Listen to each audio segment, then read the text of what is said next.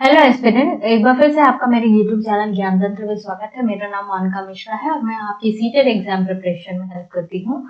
Last previous videos में मैंने आपको मिक्स्ड क्वेश्चंस कराए थे, तो प्लीज आप उसको जरूर जाके देखिएगा। मैं डिस्क्रिप्शन बॉक्स में लिंक दे दूंगी।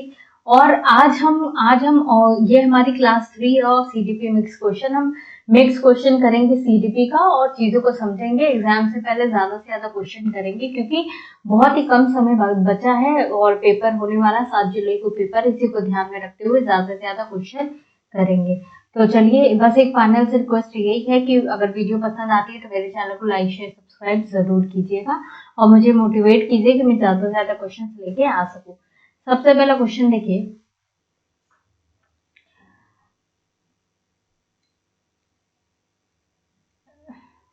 a teacher intend to assess declarative knowledge among her student. Which of the following questions appropriate for this purpose? एक टीचर चाहता है बच्चों के अंदर जो डिक्लेरेटिव नॉलेज है उस चीज को किस तरीके से एसेस किया जाए, उसके लिए वो क्या क्वेश्चन पूछेगा। डिक्लेरेटिव नॉलेज को हम आप कह सकते हैं, थ्योरेटिकल नॉलेज भी कह सकते हैं।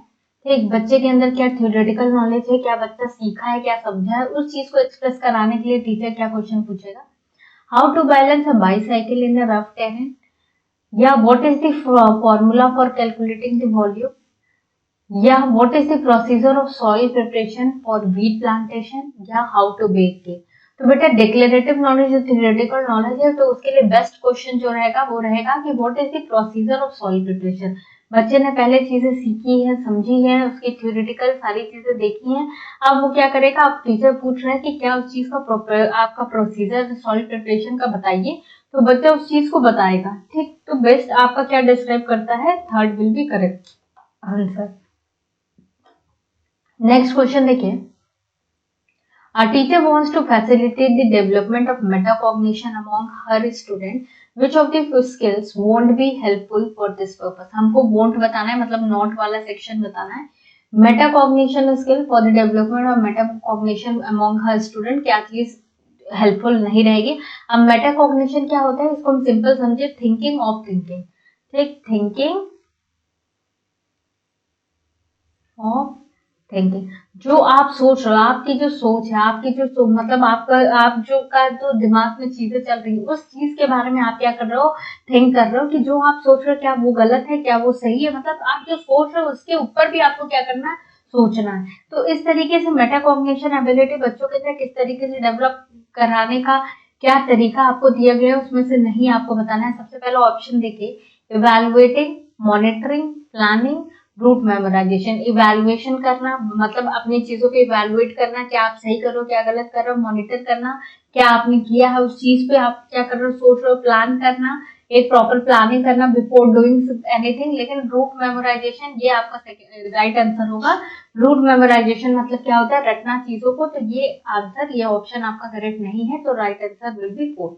नेक्स्ट क्वेश्चन देखिए, Which of the following step is likely to hinder problem solving skill among student? अब हमको बताना है कि ऐसा स्टेप्स, इसमें से ऐसे स्टेटमेंट को ढूंढना है जो कि बच्चों के अंदर जो प्रॉब्लम सॉल्विंग स्किल होती है इसको डेवलप करने में कहीं ना कहीं अवरोध पैदा करता है। सबसे पहला ऑप्शन देखिए, activating schema to comprehend the problem. मतलब बच्चों के अंदर स्कीमा क्या होता है, डायग्रामेटिकल रिप्रेजेंटेशन होती है, बच्चों के अंदर दिमाग में प्रेजेंट होती है और बच्चा उस इंफॉर्मेशन को यूज करता है प्रॉब्लम को सॉल्व करने के लिए।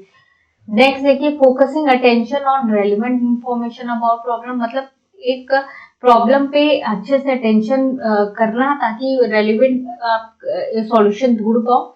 Next, getting stuck on fixed way of representing the problem. मतलब एक ही फिक्स्ड वे में आप क्या करो, स्टक रहो, एक ही तरीके से हमेशा प्रॉब्लम को सॉल्व करने की कोशिश करो। या आइडेंटिफाइंग पॉसिबल सॉल्यूशन, मतलब मल्टीपल सॉल्यूशन आपको क्या करना है, आइडेंटिफाई करना है टू सॉल्व द प्रॉब्लम। तो राइट आंसर क्या होगा, थर्ड। मतलब हम क्या कर रहे हैं, हम एक फिक्स्ड ऑप्शंस को नहीं करेंगे, हम हमेशा मल्टीपल अप्रोच की तरफ लेके चलेंगे, मल्टीपल सॉल्यूशन ढूंढेंगे और सिंगल प्रॉब्लम। तो right answer will be third. Next question देखिए, which of the following set of attribution on success or failure on a task is likely to cause increase in student motivation and attempt to engage in similar task in the future? अब इसमें पूछ रहा है कि इसमें से कौन सा सेट ऑफ एट्रीब्यूशन है, मतलब कि कौन सा ऐसा मोटिवेशनल फैक्टर कह सकते हो जो हम सक्सेस और फेलियर के रिस्पॉन्सिबल जिसे समझते हैं ठीक, वो आपका इंक्रीज करेगा स्टूडेंट मोटिवेशन एंड अटेम। बच्चा क्या करेगा फ्यूचर में भी वही टास्क को बार बार क्या करेगा परफॉर्म करेगा। तो वो सेट ऑफ एट्रीब्यूशन आपको बताना है कौन सा है। सबसे पहला देखिए एक्सटर्नल एंड नॉन कंट्रोलेबल, मतलब एक्सटर्नल फैक्टर जो आपको एक्सटर्नल मोटिवेट करते हैं और उसको आप कंट्रोल नहीं कर सकते हो। देन एक्सटर्नल एंड स्टेबल, आपको बाहर से मोटिवेट कर रहे हैं लेकिन कंट्रोल कर सकते हो। ठीक, स्टेबल है। या इंटरनल, इंटरनल मतलब आंतरिक फैक्टर, आप खुद से कोई कार्य करना चाहते हो, खुद से मोटिवेटेड हो। और स्टेबल फैक्टर, ठीक, मतलब स्थिर है, कोई भी चेंज नहीं है। या इंटरनल फैक्टर या कंट्रोलेबल, मतलब कि आप इंटरनली चीजों को क्या कर रहे हो, प्रोत्साहित हो रहा है, मोटिवेट हो रहा है बार बार चीजों को करने में और फ्यूचर में एंगेज होना उस काम को करने में। और उस चीज को आप क्या करो इजीली कंट्रोल कर सकते हो अपने फैक्टर्स को। तो बेटा जो करेक्ट कॉम्बिनेशन है सेट ऑफ एट्रीब्यूशन जो बच्चे को लॉन्ग टर्म तक मोटिवेट करके रखेगा, इंटरनल एंड कंट्रोलेबल, बिल्कुल सही। क्योंकि एक्सटर्नल अगर हम बाहरी रिवॉर्ड की बात करें तो हर बार नहीं मिलता, हर बार कोई एक्सटर्नली आपको मोटिवेट करने के लिए नहीं रहेगा, लेकिन आप इंटरनली मोटिवेट रहोगे तो आप हर एक काम कर सकते हो। और आपको काम क्या करना है, इन्हें कंट्रोलेबल मैनेज करना है, स्थिर नहीं होना है और ऐसा भी नहीं कि कंट्रोल भी नहीं कर सकते हो। ठीक, तो राइट ऑप्शन क्या है आपका फोर्थ है। देखिए student with performance and avoidance goal focus on, ऐसा बच्चा जो कि परफॉर्मेंस एंड अवॉइडेंस गोल है, मतलब कि वो कार्य इसलिए चीज के लिए कर रहा है ताकि किसी पर्टिकुलर चीज को वो अवॉइड कर सके। ठीक, तो वो किस चीज पे फोकस करेगा, सबसे पहले देखिए सेंस ऑफ प्राइड, मतलब कि एक सक्सेस पाने के बाद जो गर्व वाली भावना होती है। या होप ऑफ सक्सेस, भाई सक्सेस पाने की होप में। या फियर ऑफ फेलिंग, मतलब कि उस डर से कि वो फेल ना हो जाए। या एंजॉयमेंट ऑफ एक्टिविटी, मतलब एंजॉय करके किसी चीज को करना। तो बेटा बच्चा अगर परफॉर्म कर रहा है टू अवॉइड समथिंग, वो क्या है आपका, वो फोकस क्या कर रहा है, फियर ऑफ फेलिंग, मतलब कि वो क्या कर रहा है परफॉर्मेंस कर रहा है, जैसे कि आपको आप पढ़ते हो इस डर से कि कहीं आप फेल ना हो जाओ। ठीक, आप अपने एक लॉन्ग टर्म गोल जो होता है, जो एक अचीवमेंट होती है, एक स्टैंडर्ड होता है, उसको अचीव करने के पीछे नहीं रहते हो आप, क्या किस पे रहते हो, आपको डर लगा रहता है कि कहीं आप फेल ना हो जाओ, आपको डांट ना पड़े। तो वो आपका क्या हो जाएगा, third answer will be right, fear of Fehling. इस चीज को अवॉइड करने के लिए, इसके डर से बच्चा क्या करता है, परफॉर्मेंस एंड अवॉइडेंस गोल मतलब बच्चा फोकस करता है। नेक्स्ट देखिए rearranging a schema, linking them with another schema to create a strongly interconnected cognitive system in Piaget theory। सबसे पहले पियाजे थ्योरी ने जो कंपोनेंट दिए थे वो कौन कौन से दिए थे, स्कीमा दिया था, स्कीमा की बात की थी, एसिमिलेशन की बात की थी, ठीक, अकोमोडेशन की बात की थी। ये चीजें आपको पता होनी चाहिए, ध्यान होना चाहिए, पेपर आने वाला है। ठीक, स्कीमा क्या होता है, एक डायग्रामेटिकल रिप्रेजेंटेशन होता है, हमारे माइंड में प्रेजेंट होता है, जो कि हम क्या करते हैं, स्टोर्ड इन्फॉर्मेशन होती है जिसको हम टाइम रहते यूटिलाइज करते हैं। और बच्चा यहाँ पे क्या कर रहा है, रीअरेंज कर रहा है, मतलब कि स्कीमा प्रेजेंट है, ठीक, ये स्कीमा को रीअरेंज कर रहा है और लिंक कर रहा है, ठीक, दूसरे स्कीमा से, एक स्कीमा को दूसरे स्कीमा से क्या कर रहा है, लिंक कर रहा है, to create a strongly interconnected cognitive system. Cognitive system, cognition क्या होता है, रिलेटेड टू माइंड, समझो हमारी थिंकिंग, हमारा हेड, इस तरीके से समझ सकते हो। ठीक, तो ये पियाजे के थ्रू क्या है, एसिमिलेशन है बेटा, यहाँ हेड ऑन नहीं हो रही इन्फॉर्मेशन तो ये नहीं होगा, अकोमोडेशन मॉडिफाई नहीं हो रही, नहीं होगा, मैचुरेशन नहीं होगा। यहाँ क्या कर रहा है बच्चा, ऑर्गेनाइज कर रहा है अपनी इन्फॉर्मेशन को, ऑर्गेनाइज करे, क्यों, क्योंकि जो प्रेजेंट स्कीम है उसको रीअरेंज कर रहा है, ऑर्गेनाइजेशन कर रहा है, अलग अलग रूप से सही तरीके से व्यवस्थित तरीके से रख रहा है ताकि वो चीजों को समझ पाए, इंटरकनेक्ट कर पाए विद देयर कॉग्निटिव सिस्टम। तो right answer will be third. Next question देखिए, children in dash stage can solve problem mentally, but problem by themselves have to be related to material, not the symbol। मतलब कि बच्चा क्या होता है इस as में, इस लेवल पे अपने प्रॉब्लम को सॉल्व कर लेता है मेंटली, बट जो प्रॉब्लम होती है वो मटेरियल से रिलेटेड नहीं होनी, मतलब मटेरियल से रिलेटेड होनी चाहिए, ना कि सिंबल से रिलेटेड। तो जो बेटा सिंबॉलिक चीजें बच्चा कब करना सीखता है, आपका कह सकते हो प्री ऑपरेशनल सीखता है, लेकिन यहाँ पे प्री ऑपरेशनल तो दिया नहीं है और नॉट की बात कही है। तो बच्चा जब कॉन्क्रीट चीजों से, मटेरियल से चीजें सीख जाएगा, लॉजिकली अपना दिमाग लगाना सीख जाएगा, प्रॉब्लम सॉल्व करना सीख जाएगा मेंटली, तो किस स्टेज में आ जाएगा बेटा, आपका कॉन्क्रीट ऑपरेशन से आ जाएगा, क्योंकि that is related to material. आपका फॉर्मल ऑपरेशन किससे आएगा, एब्स्ट्रैक्ट चीजों से जो रिलेटेड होता है वो आपका क्या हो जाएगा, फॉर्मल ऑपरेशन में आ जाएगा। तो right answer will be B. Next question देखिए, The idea of ideal reciprocity as exhibited in the golden rule is the key characteristic of which stages of moral development according to Kohlberg. अब reciprocity की बात करें तो ये क्या होता है कि आप किसी के गेस्चर को, मतलब किसी के गेस्चर को आप क्या करो, अप्रिशिएट कर रहे हो। एक व्यक्ति दूसरे व्यक्ति के गेस्चर को क्या कर रहा है, अप्रिशिएट कर रहा है। एक व्यक्ति दूसरे व्यक्ति से एक्सचेंज कर रहा है इन ताकि उसको म्यूचुअल बेनिफिट मिले, एक अच्छी इमेज बनाने के लिए। तो आप इस तरीके से कह सकते हो कि ये हमारा जो गोल्डन रूल है वो किस कैरेक्टरिस्टिक, किस stage of moral development of Kohlberg में जाएगा। तो जो कोलबर्ग साहब ने मोरल डेवलपमेंट की थ्योरी दी थी जिसमें 6 स्टेज बताए थे और आपके 3 लेवल बताए थे, ये सारी चीजें बताई थी। अब आपको बताना है ये जो ये म्यूचुअल बेनिफिट वाला, एक अच्छी छवि वाला, किसी के गेस्चर को अप्रिशिएट करना, ये चीज किसमें आएगा, सोशल ऑर्डर में, जहां हम सोसाइटी के रूल्स को फॉलो करते हैं। सोशल कॉन्ट्रैक्ट में, मतलब कि ऐसा कॉन्ट्रैक्ट हम यहाँ पे समझ जाते हैं कि लॉ हमने नहीं, मतलब कि हम ही लोग ने मिलके बनाया है और जिसे समय के अनुसार बदला भी जा सकता है। यूनिवर्सल एथिकल प्रिंसिपल में हम अपने खुद के लॉज बना लेते हैं, ठीक, अपने खुद के प्रिंसिपल बना देते हैं जिसको किसी भी हाल में आप तोड़ नहीं सकते। और आप चाहते हो सिस्टम के अगेंस्ट लड़के चीजों को चेंज करना, वो आपका यूनिवर्सल एथिकल में हो जाएगा। लेकिन good boy and good girl, आप क्या कर रहे हो, दूसरे की छवि को अप्रिशिएट कर रहे हो, जो व्यक्ति काम कर रहा है दूसरे के गेस्चर को क्या कर रहे हो, अप्रिशिएट कर रहे हो अपने, और वही काम कर रहे हो ताकि आपकी अच्छी इमेज बनी रहे। तो right answer will B D. Next question देखिए, encouraging girl to take up language and arts and discouraging them to take maths is an example of, but लड़कियों को encourage करना कि वो लैंग्वेज ले, आर्ट्स ले, और डिस्करेज करना कि वो मैथ्स नहीं लेंगी, वो मैथ्स के लिए नहीं बनी है। ये क्या रिप्रेजेंट करेगा, जेंडर इक्विटी। तो इक्वालिटी इक्विटी की बात नहीं है, तो बेटा ये गलत हो जाएगा। जेंडर कॉन्स्टेंसी, लड़का आगे क्या बनेगा, लड़की क्या बनेगा, ये कहीं रिप्रेजेंट नहीं कर रहा है। जेंडर एम्पावरमेंट, किसी को एम्पावर नहीं कर रहा है, कोई पावर नहीं दे रहा है चीजों ले रही, ये क्या है, एक तरीके से जेंडर डिस्क्रिमिनेशन है कि लड़की ये काम कर सकती है लेकिन लड़का ये चीज नहीं कर सकता, लड़का ये कर सकता है लड़की ये नहीं कर सकती, तो आप इसको जेंडर डिस्क्रिमिनेशन में कहोगे। नेक्स्ट क्वेश्चन देखिए, to ensure focus on assessment of learning rather than assessment of learning, sorry यहाँ पे बेटा for learning होगा, assessment for learning rather than assessment of learning, it is important to include, मतलब कि हमें क्या करना है, assessment for learning पे ज्यादा फोकस करना है in comparison to assessment of learning। क्यों, क्योंकि for learning ड्यूरी द कोर्स होता है, लेकिन of learning क्या होता है, at the end of the term होता है।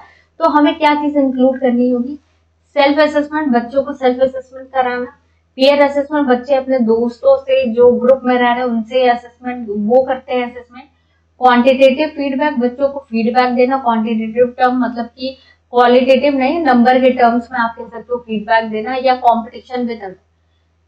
तो बच्चों के अंदर कंपटीशन की भावना कराना, ये थोड़ा सा गलत बात है। बाकी बच्चों को अगर हम असेसमेंट फॉर लर्निंग को प्रमोट करना है तो हमें बच्चों को सेल्फ असेसमेंट, पीयर असेसमेंट और क्वांटिटेटिव फीडबैक तीनों ही चीज देना जरूरी है। तो right answer will be 1, 2, 3 will be right answer.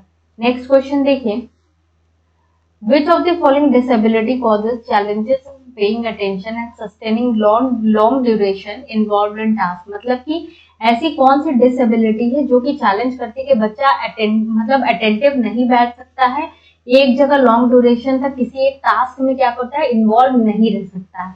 तो ऑप्शन देखिए, attention deficit disorder, dysgraphia, dyslexia, visual impairment. Dysgraphia writing से है, राइटिंग डिसऑर्डर है, डिसलेक्सिया रीडिंग डिसऑर्डर है, विजुअल इम्पेयरमेंट विजुअल मतलब विजुअल देखने में दिक्कत है।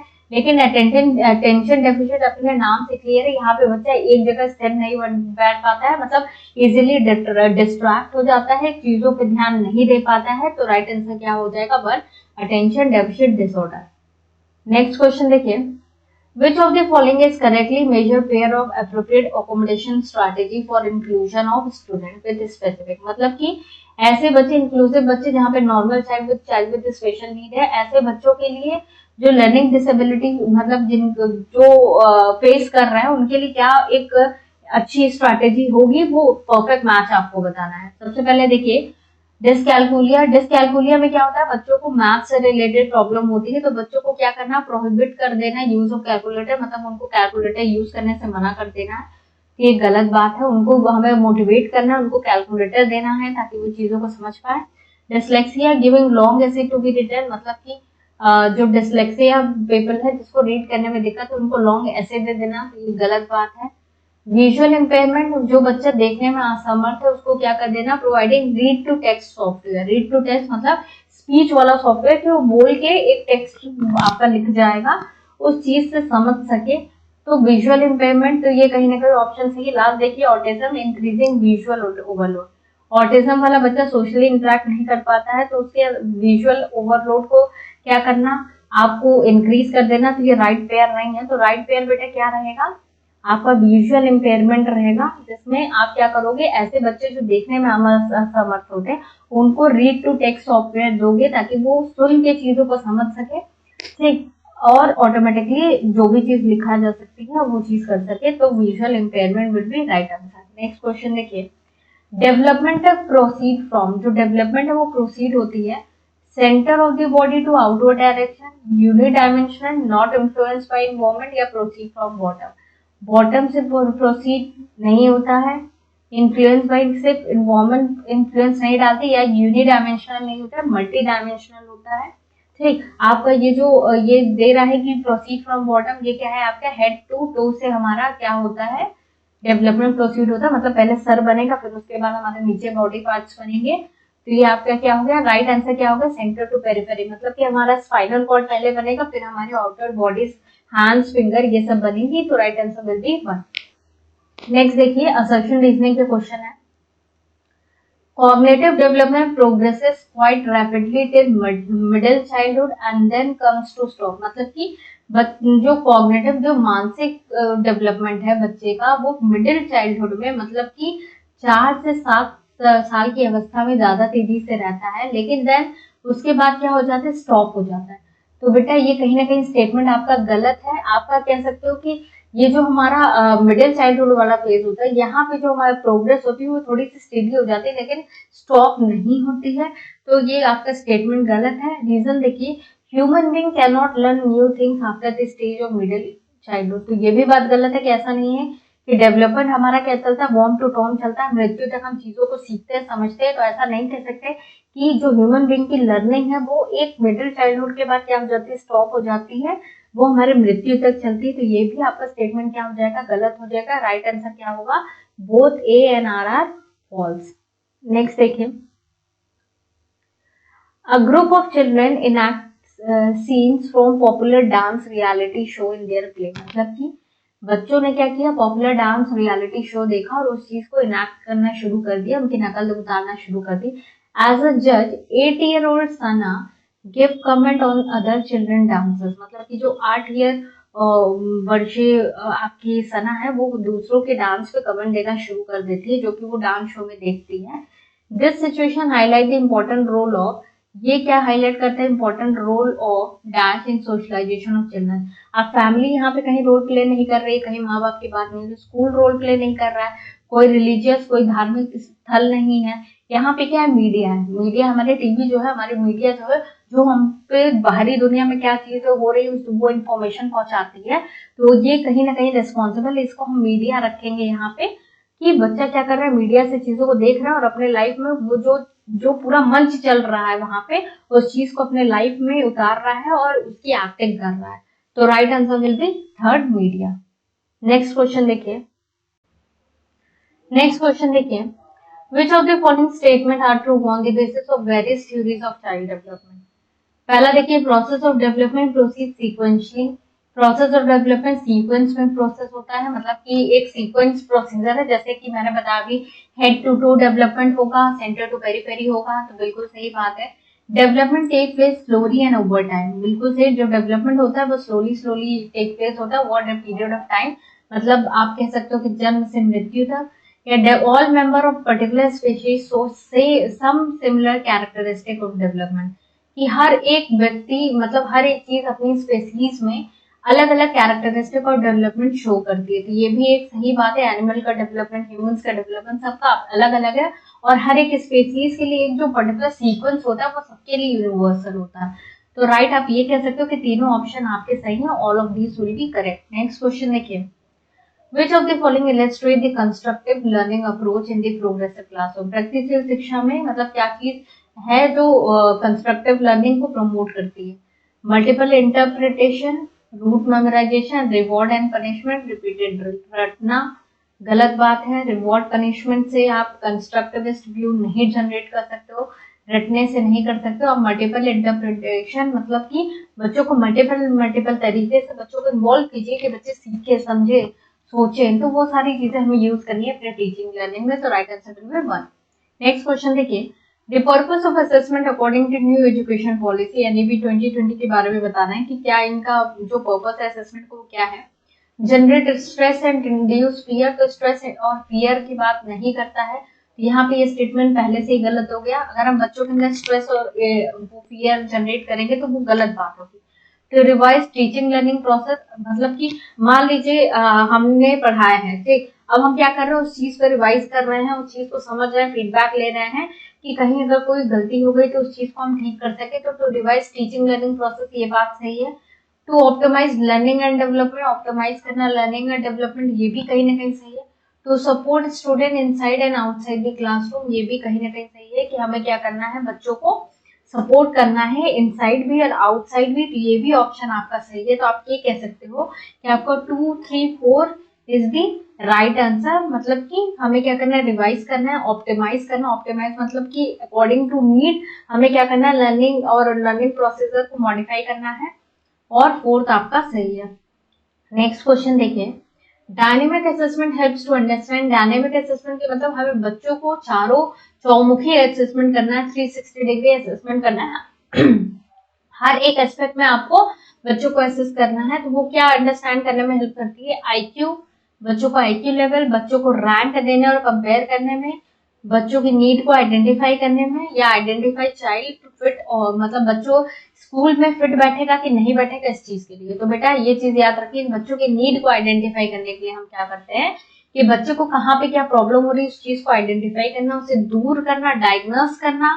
तो ये चीज आपका क्या डायनेमिक असेसमेंट में होता है। बाकी सारी ऑप्शन गलत है, third will be right answer. Next question देखिए, अगेन असर्शन रीजनिंग।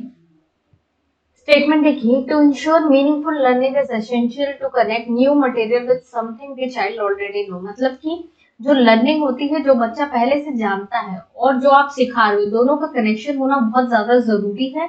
बच्चे की जो सीख रहा है बच्चा और जो बच्चा के पास पूर्व ज्ञान है, दोनों का कनेक्शन होना बहुत जरूरी है ताकि बच्चे की लर्निंग अच्छे से हो सके। तो बिल्कुल सही बात है। रीजन देखिए, learning occurs in a linear manner. Learning एक स्ट्रेट लाइन, एक लीनियर पैटर्न में चलती है। ये बात आपकी गलत है। जो लर्निंग हमारी होती है वो स्पाइरल होती है। हम कनेक्शन करके हुए कनेक्टिंग वे में हम चीजों को सीखते हैं, ना कि एक स्ट्रेट लाइन में सीखते हैं। तो ये आपका क्या हो जाएगा, गलत स्टेटमेंट हो जाएगा। तो आप ये कह सकते हो कि ए क्या है, ट्रू है, but R is the false. तो right answer will be third. Next question देखिए, during the classroom discussion on concept of water, child responded, "Water is colorless." On inquiring by teacher, a child gave reference of dirty water seen in drain near the home. A teacher responds to misconception of child by, मतलब कि एक बच्चा है जो, अगर teacher जो है वो कॉन्सेप्ट ऑफ वाटर पढ़ा रही है, तो उस केस में बच्चे से जब वाटर के बारे में पूछते हैं तो बच्चा ये जवाब देता है कि वाटर क्या होता है, कलरलेस होता है। क्यों? क्योंकि उसने वही वैसा ही देखा है नियर द ड्रेन, जो ड्रेनेज सिस्टम, वहां पे उसने वाटर गंदा ही देखा हुआ है, इसलिए वो कहता है कि वाटर क्या है, कलरलेस, उसमें कोई कलर नहीं होता है। ठीक, तो इस तरीके का जो मिसकंसेप्शन है बच्चों का, उस चीज को किस तरीके से जो टीचर है दूर करेगा। पहला ऑप्शन देखिए, कंप्लीटली डिस्कार्डिंग द आंसर, बच्चों के आंसर को गलत कह देना। Asserting his logic is baseless, उसके लॉजिक को बेसलेस कह देना, बिना सर पैर का। या accept the response and explain the logic, बच्चे के रेस्पॉन्स को एक्सेप्ट करना और उसको लॉजिकली चीजों को समझाना। या गिव देम करेक्ट आंसर, बच्चों को करेक्ट आंसर दे देना। जस्ट तो बच्चे के हमें क्या करना है, पहले बच्चे की चीजों को एक्सेप्ट करना है, रेस्पॉन्स को, और फिर उसको एक्सप्लेन करना है, लॉजिक बताना है क्या चीज है, इस तरीके से हमें आंसर करेक्ट करना है। तो third will be right answer. Next question देखिए, which of the following will not be effective strategy for education of student with hearing impairment within an inclusive education? ऐसे बच्चे जो hearing impairment, जिनको सुनने में दिक्कत होती है, उनके लिए क्या स्ट्रेटेजी सही नहीं रहेगी। ये देखिए, use of subtitle wise screening video, subtitle का यूज करना, तो ये सही है, बच्चों को हेल्प मिलेगी। Use of expressive body movement, expressive body movement और गेस्चर का यूज करना ताकि बच्चे हमारे एक्सप्रेशन को समझ पाए। या verbalization as primary mode of presentation, verbalization मतलब वर्बली चीजों को बताना एक प्राइमरी मोड ऑफ रिप्रेजेंटेशन, या ये सही होगा। या supplementing oral communication with textual, मतलब कि जो ओरल कम्युनिकेशन है उसको हमें क्या कर देना है, सप्लीमेंट कर देना है, जिससे बदल देना है टेक्सचुअल से। वर्बलाइज करना है, वर्बलाइजेशन के तरीके से बच्चों को क्या करना है, ये हमारा क्या बताना है, उसको ऐसे primary mode of representation use करना है। नेक्स्ट क्वेश्चन देखिए, which of the following effective strategy of problem solving. अब effective strategy of problem solving क्या है, एल्गोरिथम। एल्गोरिथम क्या होता है, set of rules to solve something. किसी भी प्रॉब्लम को सॉल्व करने के लिए एक जो प्रोसीजर होता है, एक सेट ऑफ रूल्स जो होता है उसको एल्गोरिथम कहते हैं। देन ह्यूरिस्टिक क्या होता है, ह्यूरिस्टिक क्या होता है, वो तरीका, आप ये कह सकते हो जो मल्टीपल थिंकिंग होता है, सोचने का, किसी कार्य को करने का तरीका होता है, वो आपका ह्यूरिस्टिक मेथड आ जाएगा। देन ट्रायल एंड एरर क्या हो जाएगा, विदाउट कंप्रीहेंशन, मतलब बिना सोचे समझे किसी चीज को करते रहना, एक ट्रायल एंड एरर, गलती करके सीखना।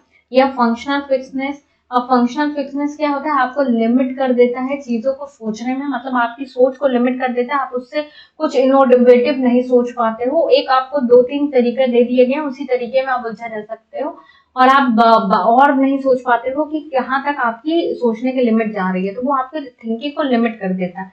तो फंक्शनल फिक्सनेस आपका गलत नहीं होगा, trial and error without comprehension नहीं होगा, ह्यूरिस्टिक मतलब मल्टीपल तरीके से चीजों को सॉल्व करना, एल्गोरिथम एक set of rule to solve the particular problem. ये दो ऐसे एक तरीके हैं जो आपकी एक effective strategy of problem solving मानी जाती है। तो आप ये कह सकते हो A and B will be right answer. Next question देखिए, Which of the following is the effective pedagogical strategy in primary classroom? Primary classroom में कौन सी effective pedagogical strategy होगी?